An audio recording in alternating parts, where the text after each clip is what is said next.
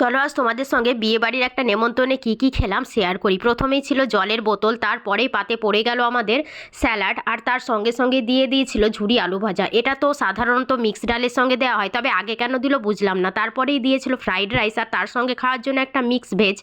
অসম্ভব ভালো লেগেছে এই ফ্রাইড রাইসটা খেতে আমার। তারপরেই ছিল সাদা ভাত, আর সাদা ভাতের সঙ্গেই তো সবজি দিয়ে ডাল ছিল, আর এই ডালের সঙ্গে খাওয়ার জন্যই আমি ঝুরি আলু ভাজা রেখে দিয়েছিলাম। তো সেটা মাখিয়ে খেতে খেতেই পড়ে গেল আবার পাঁচ তরকারি, যেটা আমাদের এখানে বিয়েবাড়িতে অসম্ভব টেস্টি হয়। আমি তো এটা খাওয়ার জন্য বিশেষ করে বিয়েবাড়িতে যাই, কারণ বাড়িতে যতই চেষ্টা করি এরকম স্বাদ হয় না।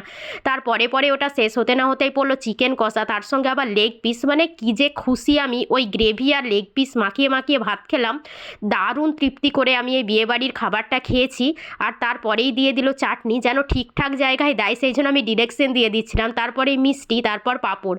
আমি ওই মিষ্টিটা খাওয়ার পর পাঁপড় দিয়ে চাটনি খাওয়ার জন্য রেখে দিয়েছিলাম চাটনিটাকে। সেই পাঁপড় দিয়ে চাটনিটা খেলাম, তারপরে আইসক্রিম